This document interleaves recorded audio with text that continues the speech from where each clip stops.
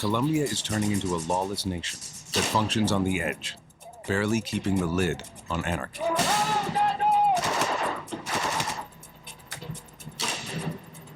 Kidnapping, extortion, killings are a daily occurrence, and no one in Colombia is immune to the violence.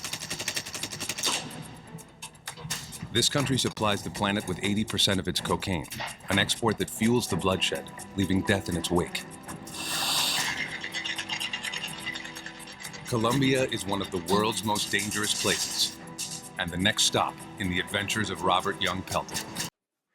Okay, well, we're trying something different here today. We got Reza in Arkansas. I don't know what crime he committed, but he's in Arkansas.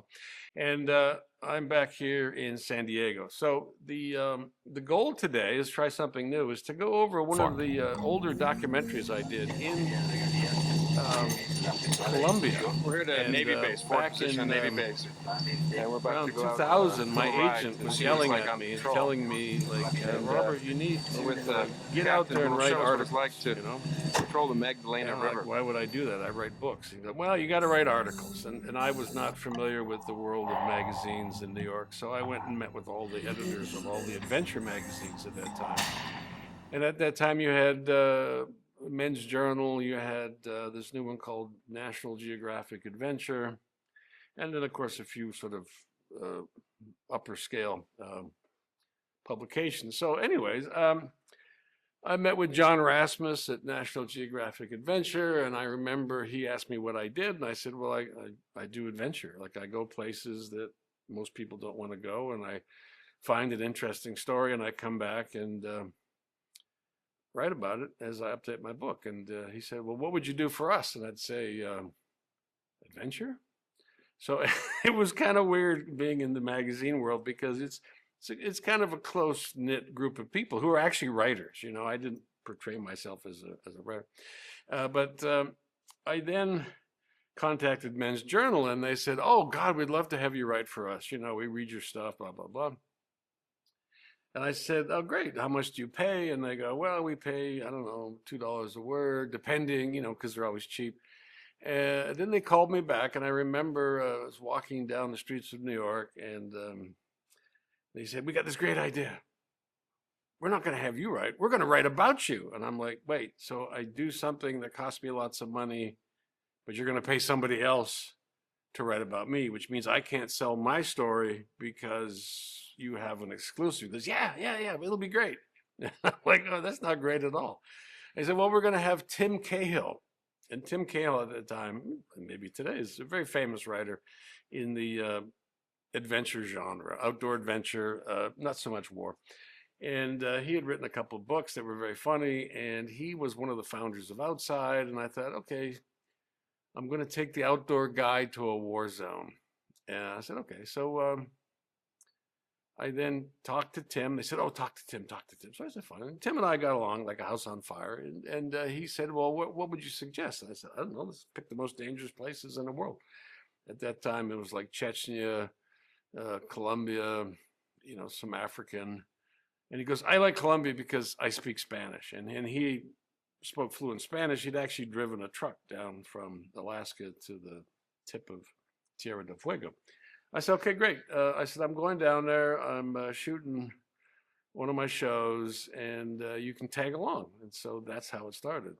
And therein lies the tale. Now, that article became known as the world's most dangerous friend. And he was highly skeptical. And I didn't realize that about the writing community. They knew about my book. They knew who I was, but they didn't perceive me as a legitimate journalist or writer. They sort of perceived me as like, oh, look at me, I'm going here, look at, and so I think the main goal was for Tim to write something funny about this guy that blunders around war zones, and comedy ensues, right? And that's really his shtick. So that's the setup. And with that, you've looked at the episode. It's an interesting episode for its range, you know, the number of people we visit, the number of situations we get in, but fire away. Okay, great. Yeah, so you went down to Colombia, and this was probably around 2000. And what was happening at the time in Colombia? What made it an interesting place to go to? So something very strange. They had set up a sort of DMZ zone for the FARC rebels, and the FARC were basically a Marxist organization that did kidnapping, drug smuggling. I mean, just bad, bad, bad people, but under the guise of being a sort of Che Guevara, sort of living in the jungle. And they were basically opposed to the wealthy ranchers. And if you know the Spanish history, you typically have wealthy people, and then you have a whole bunch of campesinos or people that work the land, right? And Colombia was like that. And at the time, the FARC, God, they'd been around forever, kept trying to use terrorist tactics, not so much front lines or, they didn't really control anything, but they would have people in the city and they'll go out, kill a few people and then disappear. So at the time, they were famous for kidnapping and killing Americans. I mean, that was their claim to fame. The other side was the AUC, the Autodefensas, which were a very right-wing paramilitary organization that killed the FARC, and they literally fought each other. And the paramilitaries were ex-army guys, basically death squads. There's no other way to say it. And they would go out and start killing these socialist or Marxist rebels. And then there was a third one called the ELN, which was leftist, and they fought with the FARC and they fought with the AUC. So they're basically three groups. And then you had this very large counter-drug program. You remember that Colombia was, a major producer of cocaine. And ever since the 80s, they had been spending billions of dollars in what they call Plan Colombia, the Andean Plan, to equip and train up the military and police in that region. They grew coca. So you had Colombia, Peru, Bolivia. So there were a lot of Americans down there, special forces, DEA, I mean, you name it, they're all down there. And they were fighting the cartels. So you had this other element, which was not FARC, which was not AUC, but they were basically movers of cocaine. And then you had basically the country, which was a beautiful place. I mean, it was a poor country, very cosmopolitan main cities, but they also had a high crime rate inside these cities. So you had like no-go zones, like dead zones in Medellin and also Bogota. And so my ambitious plan, as always, was to go down there and start asking people questions and hang out with those people.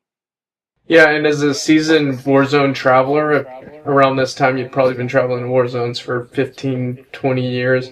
How was Colombia different than other places you'd been to? So Colombia, I mean, if you went on vacation, you would go to Colombia because it's got beaches, hotels, luxury, everything, restaurants.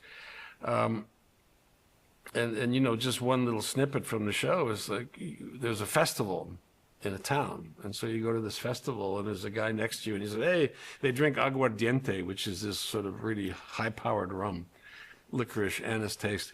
And you'd be drinking with guys, and I spoke basically gardener Spanish, so I got along, but I wasn't completely fluent. But it just doesn't matter. They're drinking, they're dancing, have another one, and everybody's very friendly.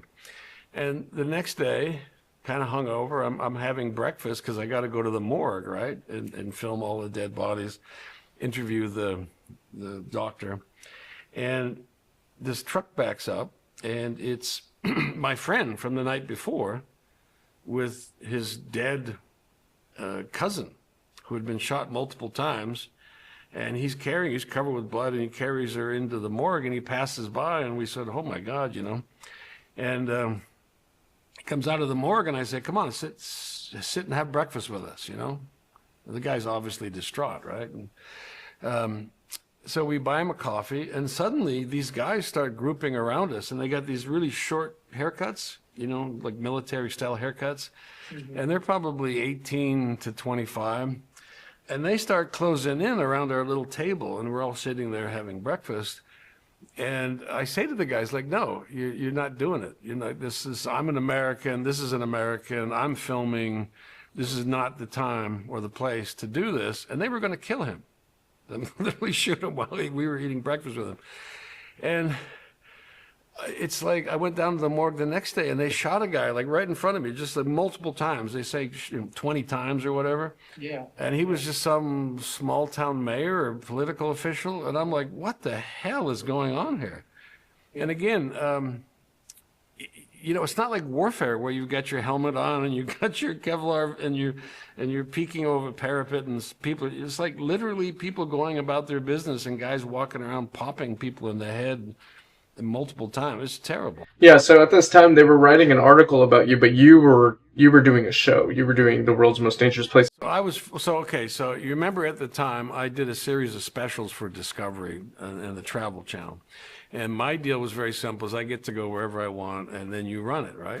That's cool, because my book was quite famous, or is quite famous, and I just wanted to have the ability to, like, if something pops up, go, right? Because you can't go to a place where nothing's happening and try to pretend like it's happening. So I would very erratically, when I had the opportunity. And what I heard was that they were going to have peace talks and set up this sort of a DMZ, like a safe zone for rebels, if you can believe it, right? And at that time, the rebels were both murdering people and trying to figure out if they could curry favor with the international media. But people were too terrified to go there, right? Because they kidnap people.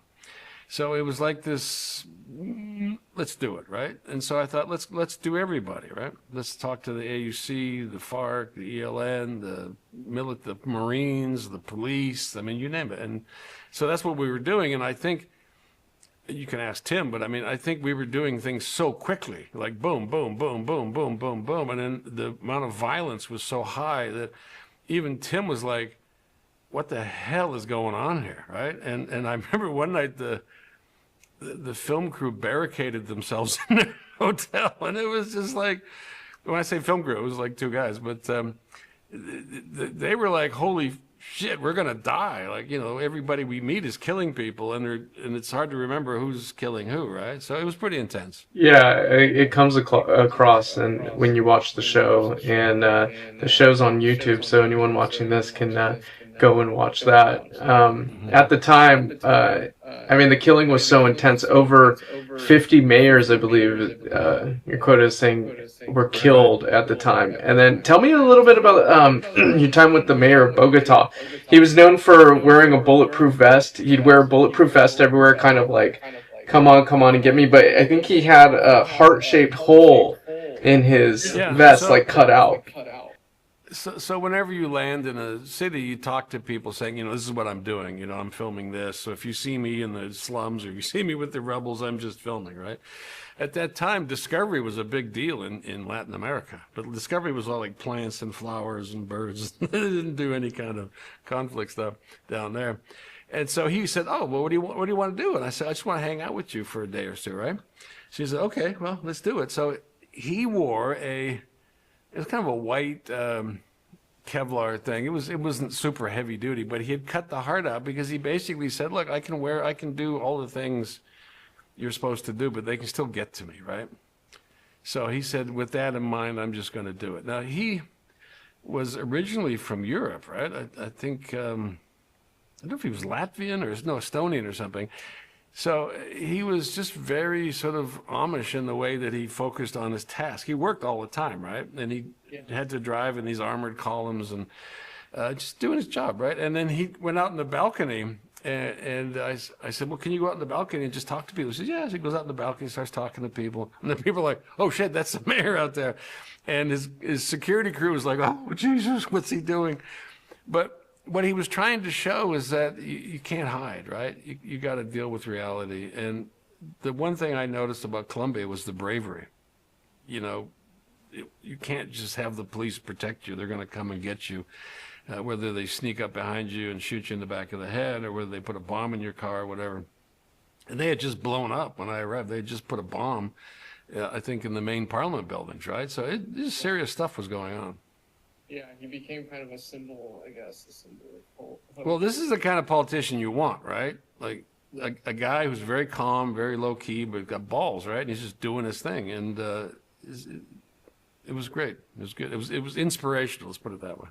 Okay, so why was it at this time it was incredibly dangerous for Americans?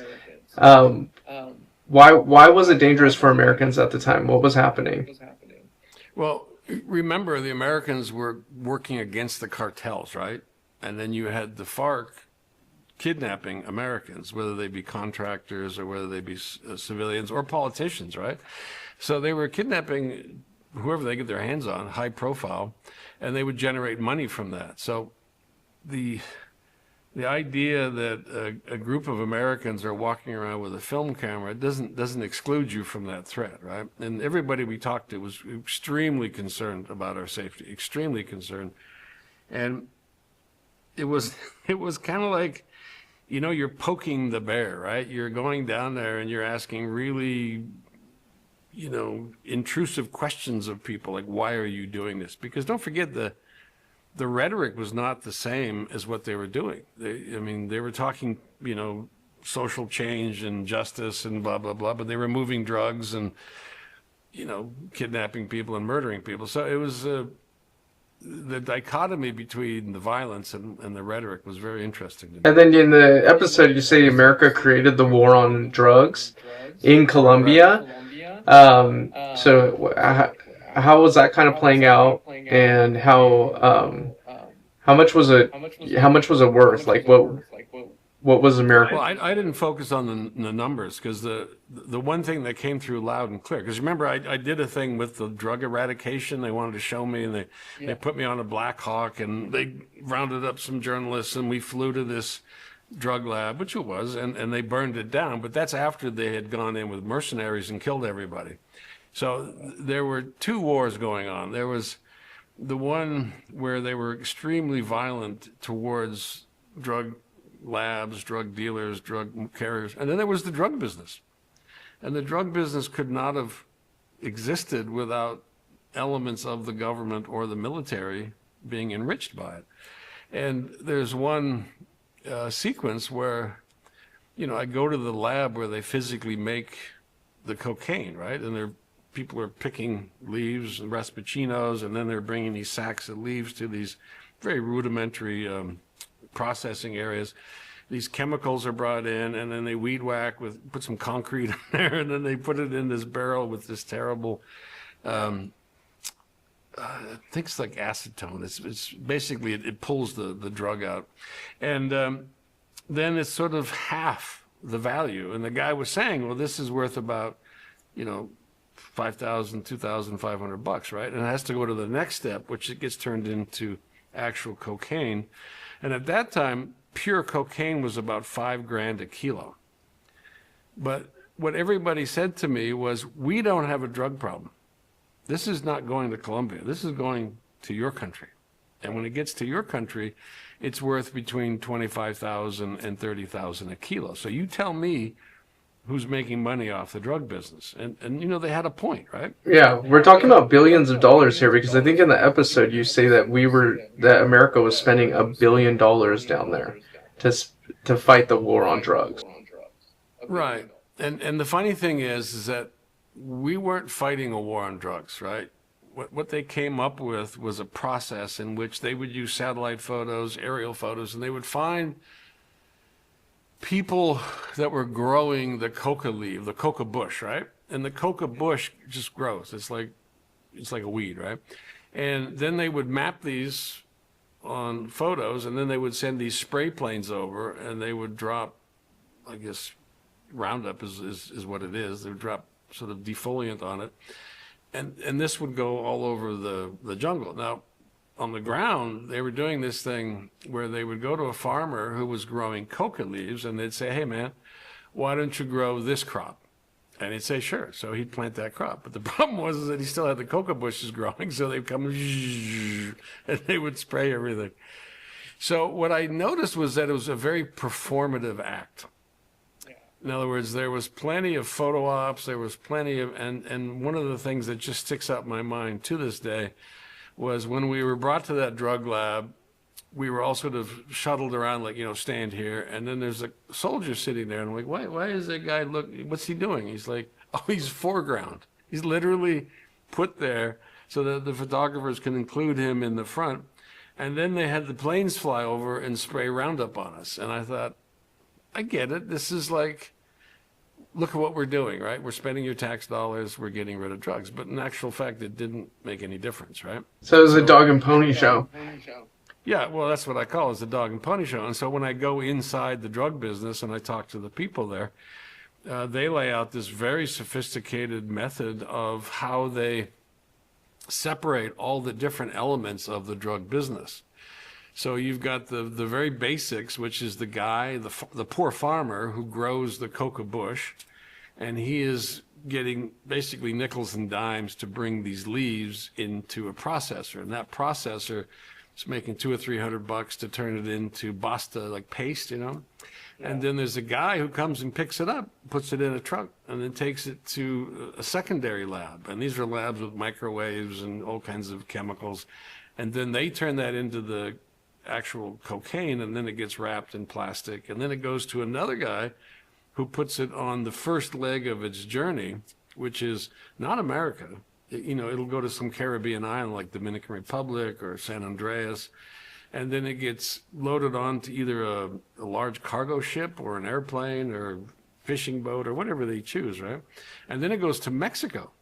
And then it goes from Mexico into, you know, Western ports and then also Eastern ports. So and then of course, then it hits the distribution channel in America, right? So it's a very sophisticated network.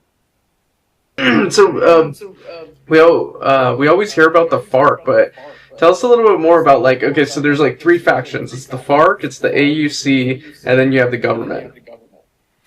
Right. So you've got the left, the right, and the government. But essentially, the AUC were the guys that were set up by the ranchers to protect them from attacks and kidnappings by the FARC. And that's because the government was corrupt or unable to do justice, right? So it's basically a Wild West scenario. And it's historically, it's actually quite normal. The FARC were part of a movement across the Caribbean and Latin America, you know, like Cuba, whatever, to bring socialist reform to land ownership. Meaning, like, if one guy owns 1,000 acres, and there's 1,000 people living on it, we're going to carve it into 1,000 acres, and each guy's going to get 1 acre, and that'll fix the problem, right? So that guy will grow his crops. Of course, it doesn't work that way, but that's their basic pitch. And then there's enough abuses and excesses by the government to create support for the FARC, right? But also the FARC are the mean motherfuckers. They murdered, tortured, kidnapped. I mean, the locals, very methodical murders. And they would recruit young girls, young boys, and then they'd be in the jungle, and they would actually link up boys and girls as couples, and the woman would have to take birth control, but they would be socios, right? They would be like a couple. And they would teach them how to fight, and they got killed by the dozens. And the sad thing is that when you had these big shootouts between the military and the FARC, you're killing children, right? Which is, again, nothing unusual in Africa and places like that, but it was an exploitation of the poor people there. Okay, so you started in Bogota, and then you're kind of you're going around with the government. You're kind of getting this dog and pony show, so you kind of want to get to the heart of the matter. So you head down south to Putumayo, where it's murder central. It's murder central down there, and so people are battling for control over coca growing areas, right? So let's say you've got an area and they generate X amount of dollars. If you can control that, you don't have to change the infrastructure. You just control the coca that comes out of there. And it's also battling with the military and, of course, the American-backed advisors who are doing things down there. And you were going to meet up with a contact, and your initial contact was killed, correct? Which contact was that? I think in the show, you're going to meet up with the contact down there. So I guess you're... for the AUC you're talking about. Yes, right? For the AUC. Yeah, the AUC. So the AUC, I set up an interview for the head of the AUC, Carlos Castaño, and he ran the oldest, the block Cardenas or Cardenza. And he was, again, trying to do outreach, right? Trying to show people that the auto defenses were professional, they're defending the country, they're not murderers, blah, blah, blah. But they were murderers, very brutal murderers. So I said, okay, fine, let's go down there, let's hang out, film them doing their thing, maybe some operations, do an interview with the leader. And they had been killing exactly 3 people a day in this town. And if you kill 4 people, it's called a massacre, and then the military has to come. But if you kill only 3 people every night, it doesn't hit the meter, right? So both sides in this town I was in were killing exactly 3 people every night. So 6 bodies in the morgue every day. That's separate from crime and things like that. And it was just this nightmare scenario where you had like methodical murder going on with not much gain or difference in terms of the political situation. So the AUC was very nervous that I would document this. And they came to see us on their little scooters, and they were polite about it, but they basically said, no, it's not a good time. And at the same time, the FARC had kidnapped this woman and made a pipe bomb with plastic piping with explosives around her neck and demanded that they get their ransom, and then blew her head off. So the FARC were like even freaking out. So when you're talking about a ransom going to that length, how much money are we talking about?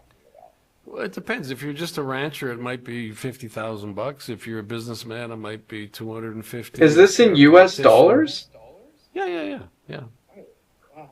And by the way, this was people saved up money for this kind of stuff because kidnapping was a major source of income, and there was sort of, I don't want to say code of honor, but if you didn't pay, they would kill you, right? So they would hold people for years sometimes, waiting for the ransoms. And when they got bored, they just shot them and moved on. So it was its own business, Yeah, so the show's cool because you're embedded with the government, you're embedded with the AUC, you're embedded with the FARC. By the way, I'm not embedded, I never signed any paperwork, I never agreed to anything. So, I basically said, hey, I'm from Discovery, I want to shoot, let's go do something.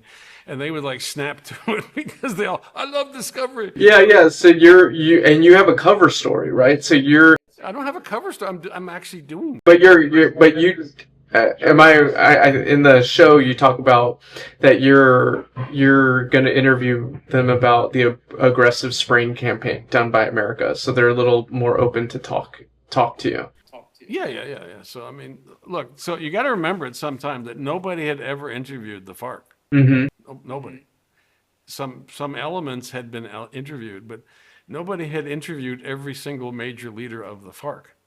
It was unthinkable, right? Like Marlando and Alfonso Cano and Mono Jojoy, all these people were they just assume if you're an American, you're there to kill them, right? So there was a lot of distrust. So I interviewed them all.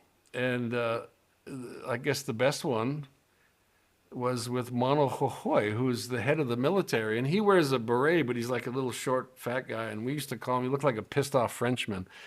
And he wants us to go drinking with him. So he's got this Mirinda, this little orange can of soda, and he's drinking Absolute vodka. And he's with another guy whose name I don't recall, but he's sort of the propaganda guy. And I give him a big Mr. DP sticker. And Mono's like, oh, that's cool, and he gives it to his buddy. And the guy starts looking at it, and he's like, this is military. And I'm like, no, it's not military. He said, no, this is a military symbol. I know this symbol. I'm like, no, it's like, this is like Death Squad. And I'm like, no, it's a skull, right? And I'm like, yeah, but it's not, it's a laughing skull. He said, you're a military, you're CIA. And I'm like, and then my translator, my sort of guide, is like, Robert, we really need to go at this point. And Mono was listening, and they're drunk, and they're listening to his buddy. He's like, hey, why don't you stay with us for a long time, right? And I'm like, oh boy, this is getting serious. And so we finally made it out of there, but holy, that was close. Yeah, that's crazy. That's kind of. You got to remember, we're in their camp. We're Yeah. literally surrounded by soldiers, and And the thing was is that they were trying to be so nice, but they couldn't help themselves because it dawned on them like, oh, all these Americans right here, like we could probably make a couple of million right now today. Yeah, so So how what were you filming with and how big was your crew? so I like to film by myself, but I because of Discovery, I brought a cameraman and I had a guy named Steve Salisbury. Now, Steve Salisbury is a journalist from the old Soldier of Fortune days. He was with the Contras. Like, he knows his way around. He knows everybody. And he's actually kind of a go-between when they have kidnappings and whatever. So he knows everybody. Everybody knows him. He's an American. And I had Tim, who's a writer. He's like tits on a bull, right? Like he's just another body that you have to stuff in a car or whatever. But you know, we agreed that you get to hang out and do whatever you want to do. And then we had a photographer who was not with me, Rob Howard. He was with Tim, and he was shooting pictures for Men's Journal. So I guess we had at peak, we had like 5 people. And then when it was stripped down, it was basically me and my camera, and then the writer and photographer from Men's Journal. Okay, so there's about 5 of you guys. It wasn't like Top Gear, you know, we have 6 vans and 30 people. You just can't film like that. Right. It's hard to get to the truth. And what were you filming with? At that time, I was using DV Cam, and so I had a larger camera to make Discovery happy, you know, like a news gathering, so the large one, which my first cameraman broke it by dropping it during Special Forces training. And then I have my little handheld pocketbook style camera, which is, it's not the best camera in the world, but I kept it in a holster. And I Uh-huh. was able to film surreptitiously, so I would walk in and I would be filming, right? And people wouldn't know that that's a camera, which, you know, today you could put your glasses, your meta glasses on or something. But I used to film myself getting arrested. I used to film people threatening us, you know, all that kind of stuff.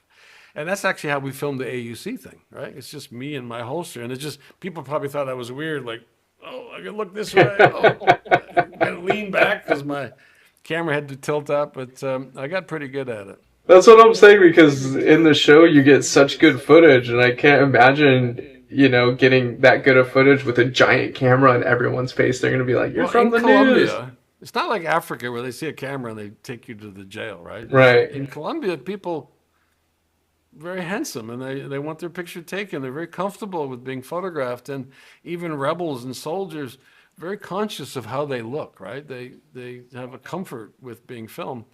And my claim to fame is I just film. Like even later when I got kidnapped, they said, "Oh, you can't film." I said, "Bullshit, I'm going to film." Like they're like, "Okay." Like they didn't really have any sense of danger about me filming. So I remember that all these people were approached by me with a very simple request: is I'm trying to show Colombia to America, right?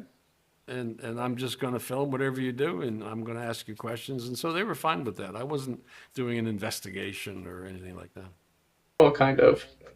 Well, I was asking tough questions, and I was in the wrong places. But again, in Colombia, they're not going to shoot you because you have a camera, right? They might ask you not to film, but it's not like other countries like Eastern Europe, whatever, where a camera is like what intelligence officers use, Yeah.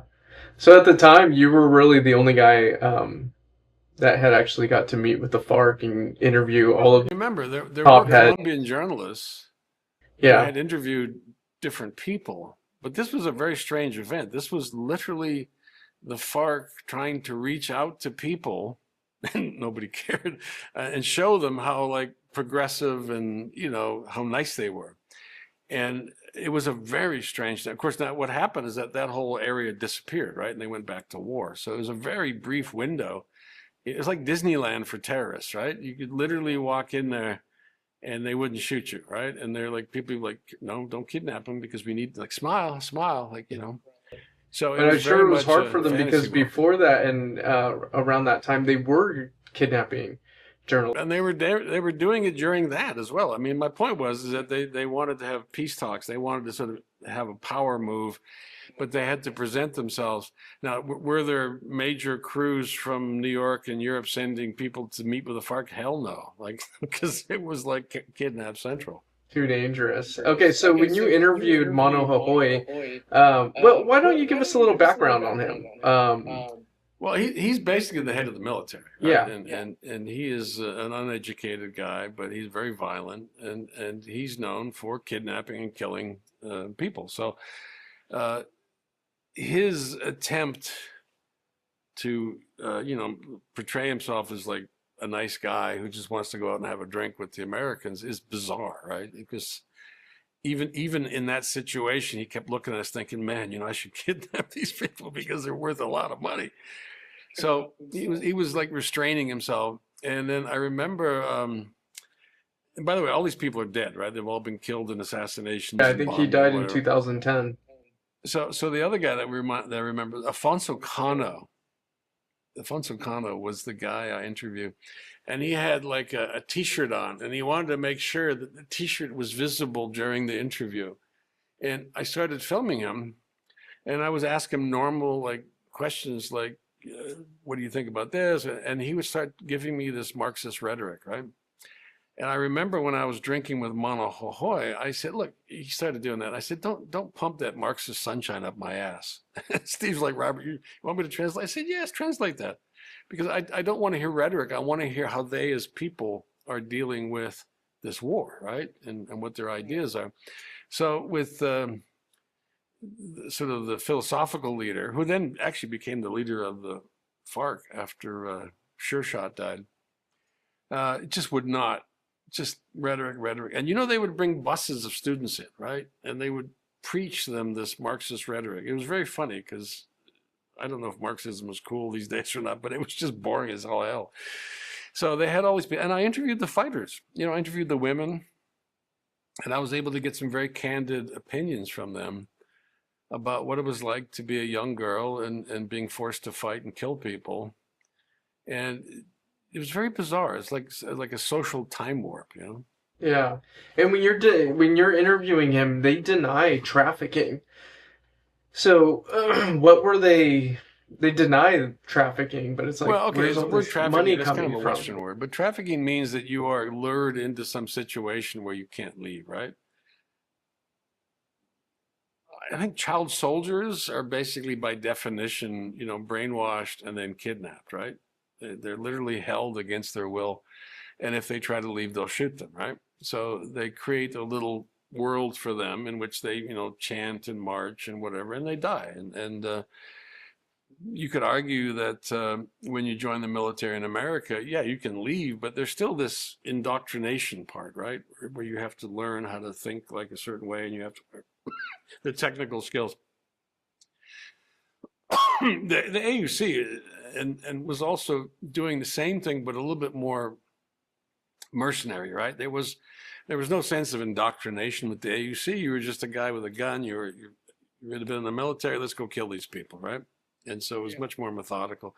There was no sense of like, oh, the AUC is going to take over Colombia and fix everything. Yeah, and then you're interviewing them. You're interviewing the FARC, and they're obviously giving their story, and they deny drug trafficking. And I'm pushing back all the time because I'm saying, who the hell wants to be a Marxist these days? And they look at me funny, like, we're Marxists. And I'm like, yeah, but you're living in the jungle, like eating like shitty food, right? Like you're not.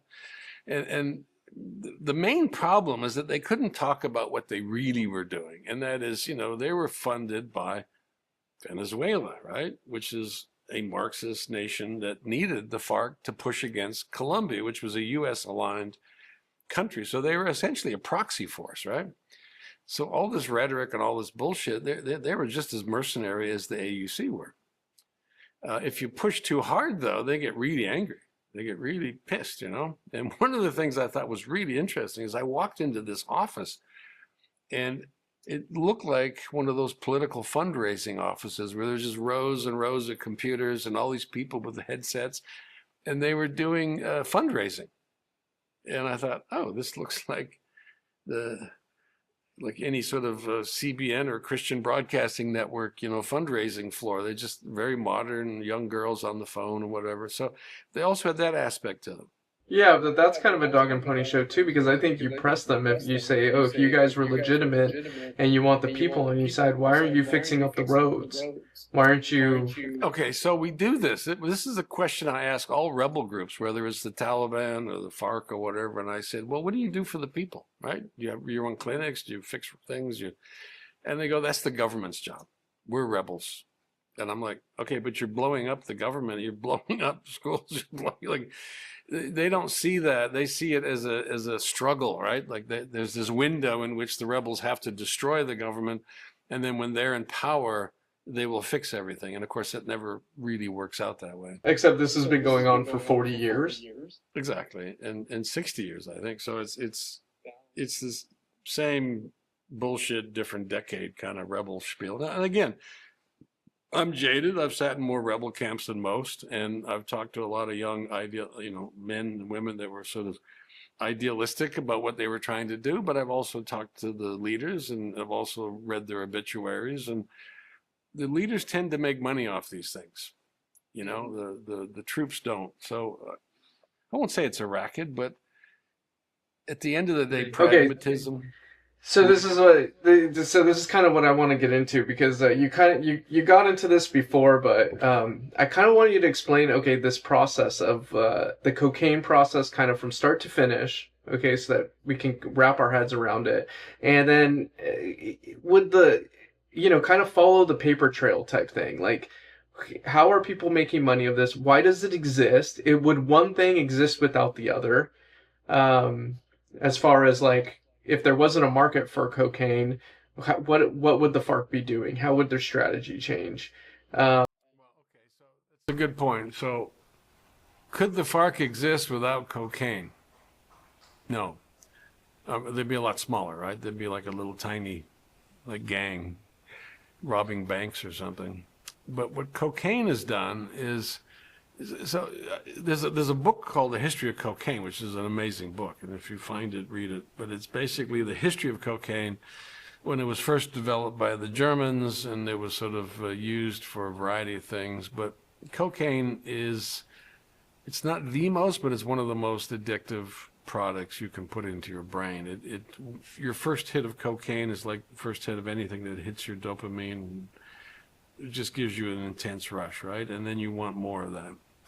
So that product didn't really get into the States until like the late 70s, 80s or whatever.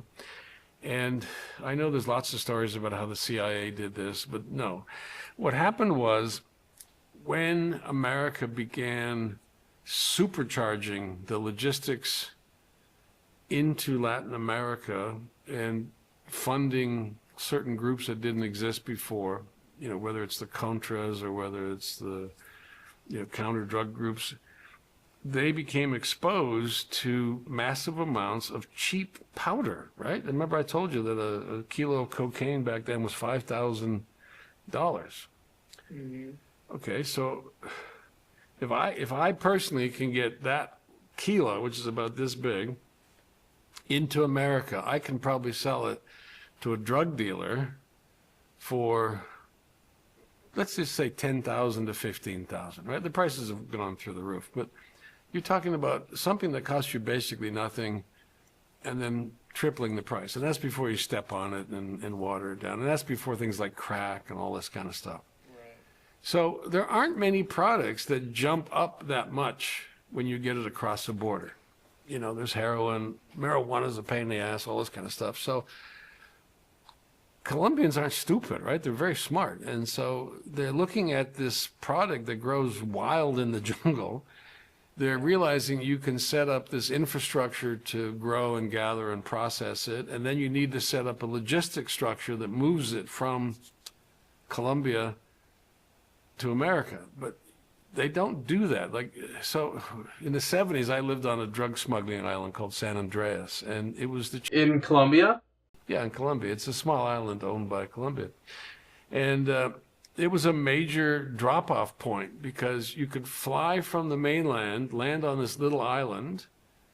I mean, I say little, and then offload drugs into shrimp boats, into fast boats and whatever. And then they would take it to Nicaragua, right? And then from Nicaragua, it would then go into Mexico, and then Mexico across the border into America.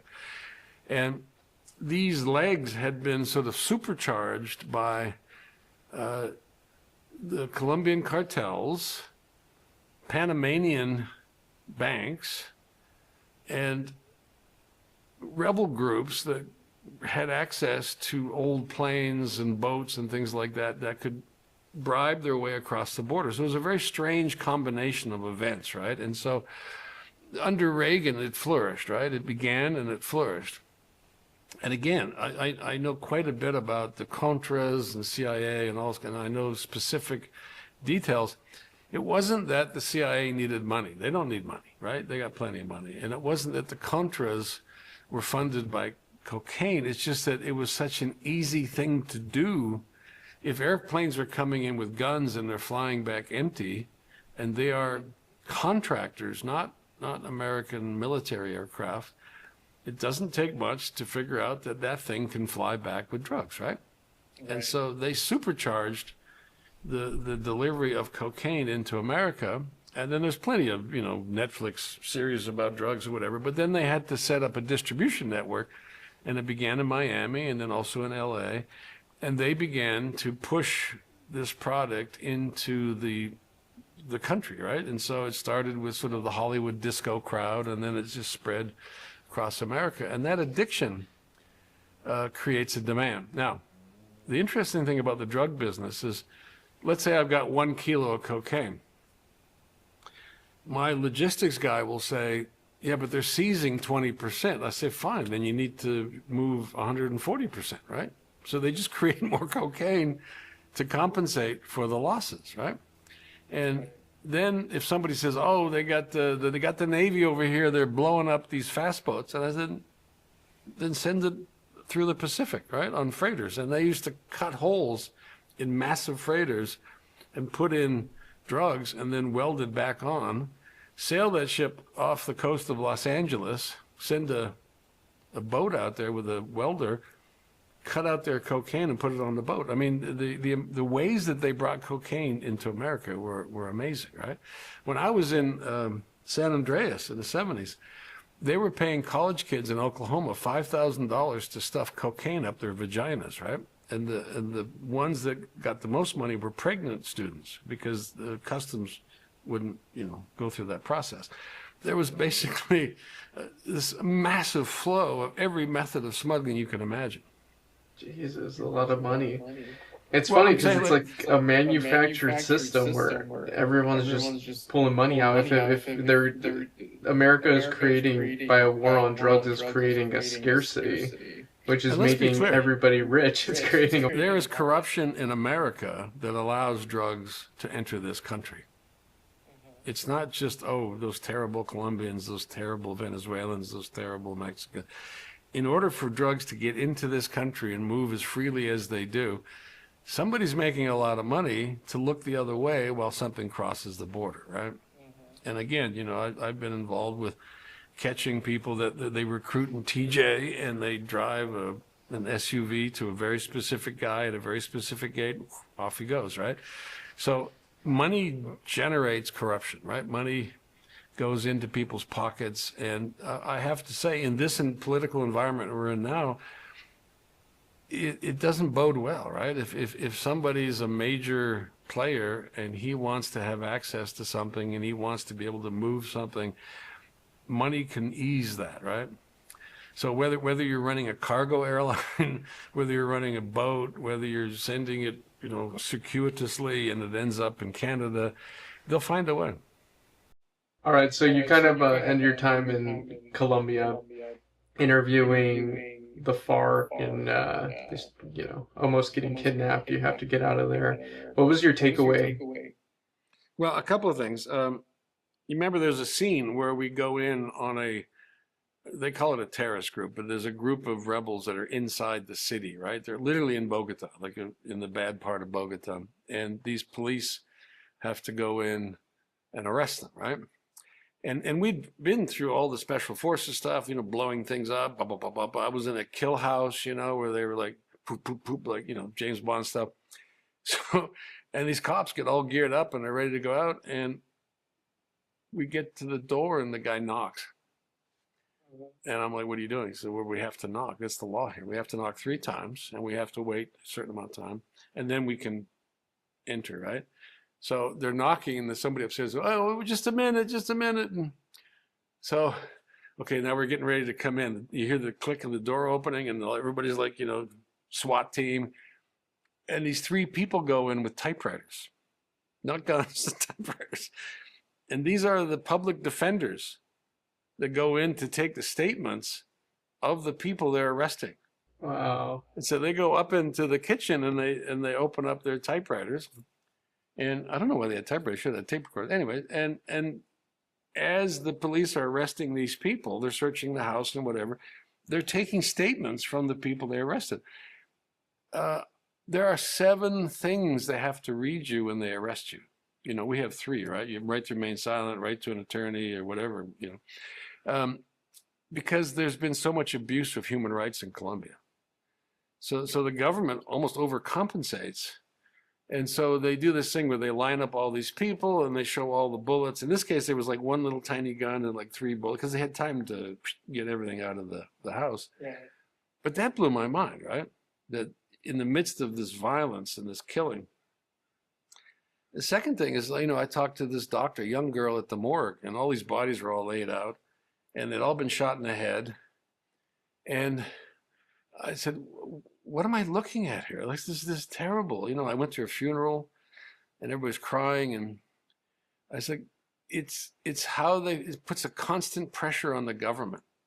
Imagine if the Democrats shot 3 people every day and the Republicans shot 3 people every day just to put pressure on each other, like kill all the mayors one at a time, kill all the guys. Like the clinical application of violence blew my mind, right? Again, it wasn't some big shootout or fight out. So how do you portray that in a narrative where, good guy, bad guy? So I thought I did a decent job. I mean, I portrayed a lot of Colombians trying to do the right thing, whether they were rebels or whether they were police or military or whatever. I was impressed. The craziest thing was that the very last thing, we finally got to the Special Forces base in the very south, right? And we were flown there on an aircraft, and this was like close to an embed, right? But they wanted us to see. So we're like, okay, action. We're going to get in there. They got gunships, they got Humvees, they got machine guns, they got bombs, they got jet. We're going to get some action as they fight the war on drugs. So we're like driven to this base. It's a big tent, right? Big air-conditioned tent in the middle of the jungle. A place called Tres Esquinas. And it's a Special Forces base. Special Forces guys are all hiding. They see us like, whoop, and they disappear, right? So we got this adjutant that takes us. So we're in this thing. We're like, okay, we're ready to go, right? I got to get some bang, bang, for the end of the thing. And the guy whips out a PowerPoint. I'm like, really, dude? Like, really, you're giving us?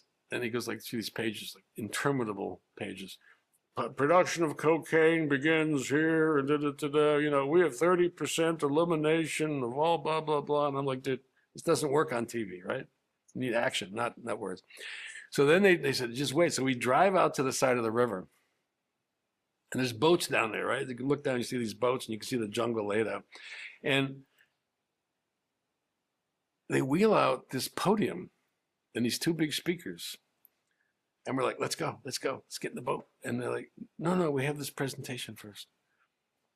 This guy says, in the battle against drugs, there is no quarter given to the smugglers. And we begin the assault by softening up the rebel camp. And I hear this jet flies over and they drop a bomb in the jungle. And I'm like, are they attacking rebels? I'm like, oh no, they're making this up. This is like Apocalypse Now. And they're like, boom. And they're like, what are they doing? They're dropping bombs in the jungle.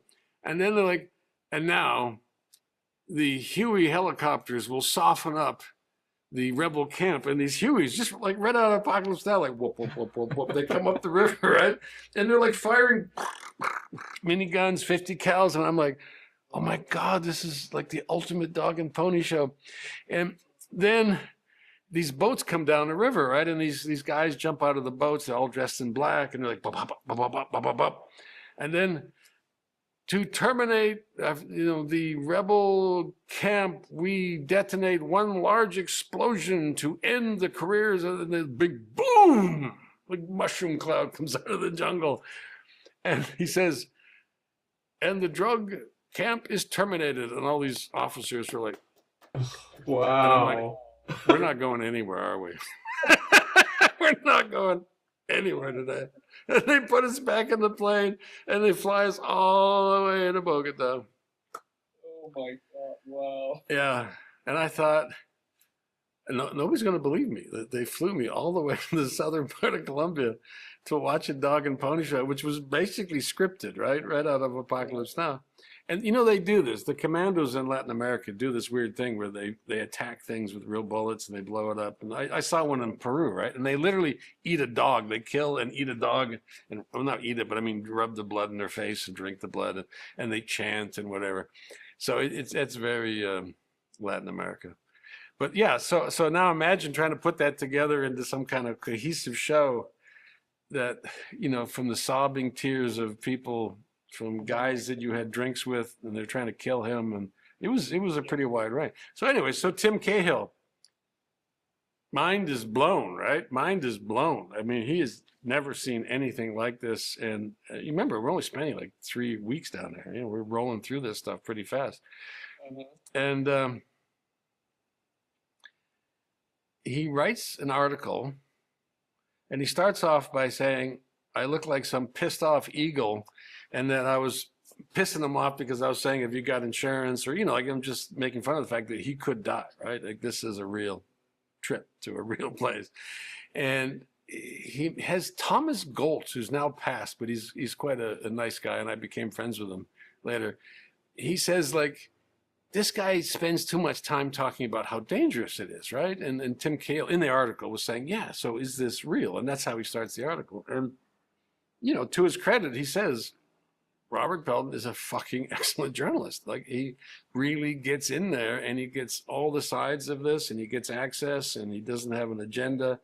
And he was looking for fault, right? And that's fine with me, When I was interviewing the women, the FARC soldiers, I asked them if they wanted to have babies. And he thought I was like hitting on them. Like, and then he realizes, no, like he's actually asking them as a father who has daughters, do you miss not having children, right? And the girls got all teary-eyed, right? So anyways, it was a great experience. I love Colombia. I went back there again and I got kidnapped, so it serves me right. But the point is that what saved me was that I knew the head of the death squads from my previous trip, right? So Yeah, right. Yeah, we'll do a show on that one day when you're crossing over from Panama. So, I can't watch that show because I've seen it many times, but I like to think that it's how I would like to see documentaries done. You go to all the different sides, you ask them what's going on, and you let the audience kind of walk away with what they think. I tried not to focus too much on the gruesomeness. There were a lot of dead people. Right. Because that turns people off if they just see dead bodies. And it's really sad to see young women and young men get murdered. Yeah, no, it's a really great episode. And to Discovery's credit and the Travel Channel's episode, they ran it, right? I mean, this is not typical Travel Channel stuff, right? It's like this new hotel is only $500. And they stuck with me, and I have to say, I really enjoyed working for the Travel Channel and Discovery. They would warn people at these conventions where they had all the filmmakers, like, I got this idea, I'm going to go here, and they'd say, hey guys, Pelton works for us. Don't bother pitching any like war zone shit to us because I think we pretty much maxed out here. All right, well, I think that sums it up pretty much. But like I said, the episode's on the channel, so yeah, we'll put a link up. But I encourage people to make documentaries, to write, to take pictures, make film. I mean, capture the world while you can, because it's history that's vanishing, right? Oh yeah, totally. It's totally changing. Actually, that's a good point. Colombia, where it's at now. You got anything? Well, Colombia's doing a lot better, right? I mean, basically they killed all the FARC, right? With the CIA and using electronic tracking, they were able to find all the leaders.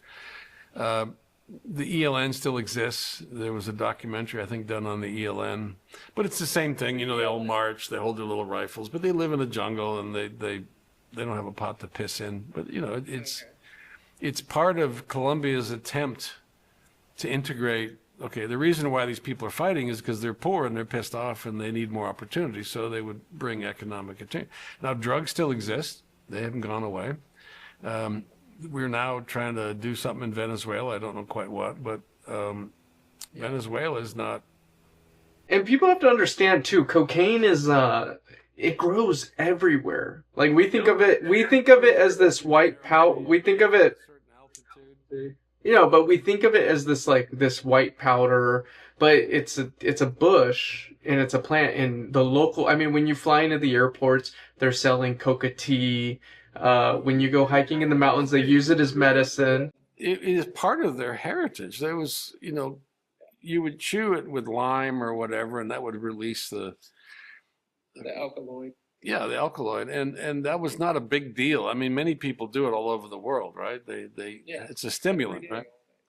And it wasn't until Merck in the 30s was able to separate the alkaloid and create cocaine. And that's literally what they put in Coca-Cola, right? That's the cola nut and the cocaine.